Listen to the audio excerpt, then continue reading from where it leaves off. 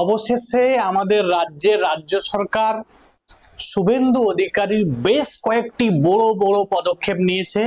তার মধ্যে আরো একটি বড় পদক্ষেপ নিলেন, না সিএএ কার্যকর করলেন। সিটিজেনশিপ অ্যামেন্ডমেন্ট অ্যাক্ট, যেটা 2019 সালে পাস হয়েছিল এবং যেটা কার্যকর হয়েছিল 2024 সালে। এবং যখন আমাদের রাজ্য সরকার তৃণমূল সরকার ছিল, তখন কিন্তু এই সিএএ অ্যাক্ট কিন্তু আমাদের রাজ্যে কিন্তু কার্যকর হয়নি। কিন্তু বিজেপি সরকার তৈরি হওয়ার পরে এই সিএএ অ্যাক্ট কিন্তু আমাদের রাজ্য সরকার শুভেন্দু অধিকারী তিনি কিন্তু কার্যকর করলেন।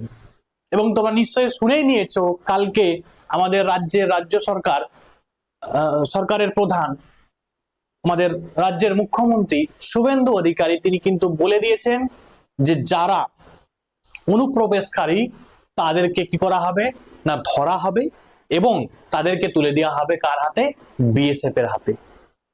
তো এখন তোমাদের সঙ্গে আলোচনা করব এই সিএএ অ্যাক্ট কি বলা আছে এবং কাদেরকে ছাড় আছে, কাদের জন্য, কারা এই আইনের মাধ্যমে সমস্যায় পড়তে পারো, সেই বিষয়ে কিন্তু আলোচনা করব। চলো বেশি দেরি না করে শুরু করছি।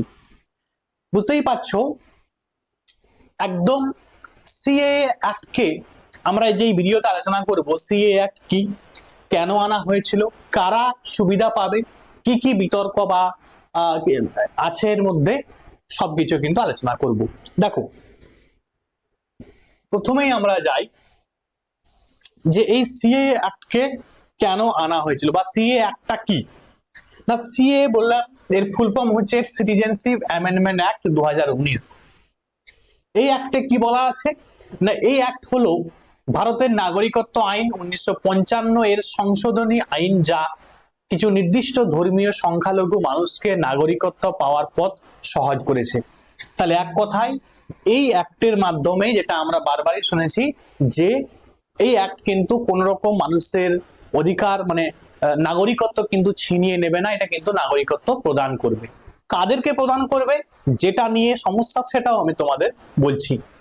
বুঝতেই পারছো, একদম যদি সহজ সরল ভাষায় বলি, আমরা প্রতিবেশী কিছু দেশ যেখানে ধর্মীয় কারণে অত্যাচারিত হচ্ছে, যারা ভারতের আশ্রয় নিয়েছেন, তাদের জন্য নাগরিকত্ব পাওয়ার নিয়ম সহজ করলো এই আইন। এই আইনে কি বলা আছে, না পাকিস্তান, মানে এই আইনটা কেন আনা হয়েছিল একটু দেখো আগে।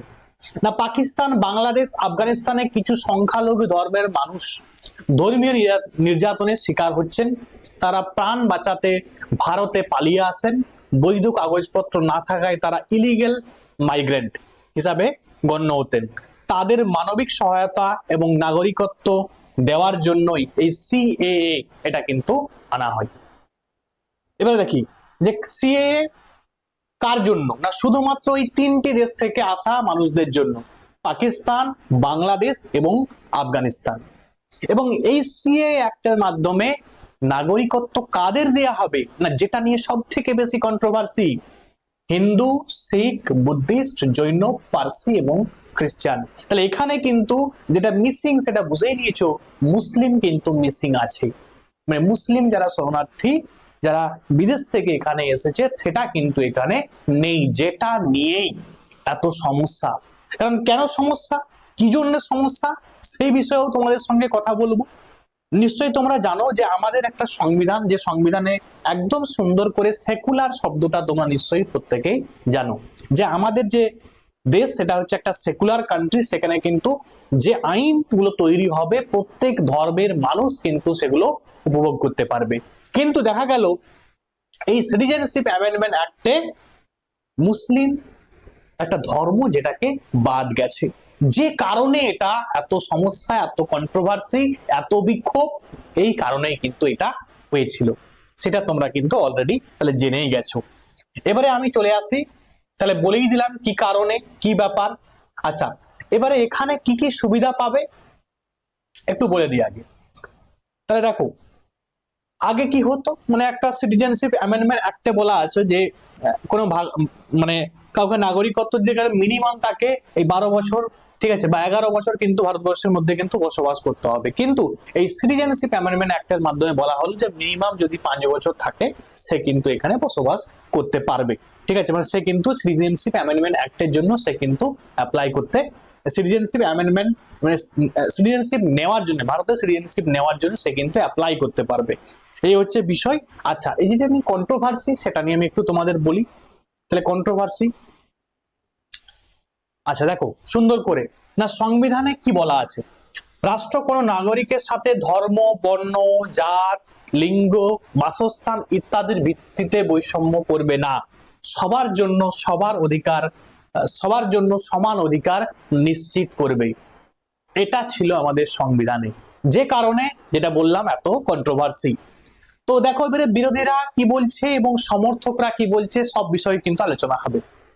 বিরোধীরা বলছে যে ধর্মের ভিত্তিতে আইন করা হয়েছে যা সংবিধানের সমতা অধিকারের পরিপন্থী। শুধু 6টা ধর্মকে অন্তর্ভুক্ত করা হয়েছে, যেখানে মুসলিমদেরকে বাদ দেওয়া হয়েছে, যা বৈষম্যমূলক। সিএএ ও এনআরসি একসাথে এলে অনেক বৈধ নাগরিকও সমস্যায় পড়বে। উত্তর পূর্ব ভারতে ভাষা, সংস্কৃতি, জমি ও চাকরির উপর নেতিবাচক প্রভাব পড়বে। ঠিক আছে, তো এই বিভিন্ন রকম কিন্তু মতামত রেখেছে যারা বিরোধী। সমর্থকরা কি বলছে না, এটি কোনো নাগরিকের অধিকার কেড়ে নেওয়া নয়, শুধু নির্যাতিত সংখ্যালঘুদের সাহায্য করে।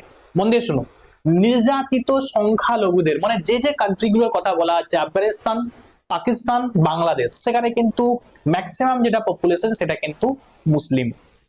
তাহলে মাইনরিটি সেখানে কি না, হিন্দু, জৈন, খ্রিস্টান, যেগুলো আমরা দেখলাম এরা হচ্ছে কি সেখানে মাইনরিটি। তো সেই মাইনরিটি যদি ভারতবর্ষে আসে তাদেরকেই কিন্তু নাগরিকত্বটা কিন্তু দেয়া হবে।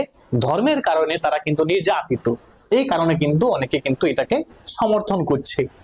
পাকিস্তান, বাংলাদেশ, আফগানিস্তান এই 3টি দেশে সংখ্যালঘুরা দীর্ঘদিন ধরে নির্যাতনের শিকার হচ্ছে। ভারতের মানবিক এবং সভ্যতার ঐতিহ্য শরণার্থীদের আশ্রয় দেওয়া উচিত। 6টি ধর্মকে বেছে নেওয়া হয়েছে কারণ ওই 3টি দেশে এই ধর্মের মানুষই হচ্ছে সংখ্যালঘু। এটি ভারতের নিরাপত্তা ও সামাজিক স্থিতির জন্য উপকারী হতে পারে।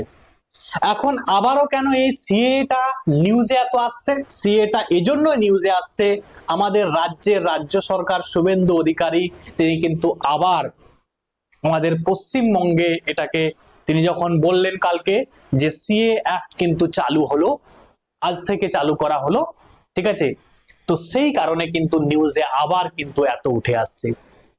তো এখন তোমাদের কাছে মতামত নিতে চাইছি, এই যে সিটিজেনশিপ অ্যামেন্ডমেন্ট অ্যাক্ট আমাদের রাজ্যে চালু করা হলো, এতে তুমি কতটা খুশি এবং তুমি এটাকে কতটা সমর্থন করো, বা সমর্থন যদি নাও করো সেটা কিন্তু তুমি কমেন্টে জানাবে।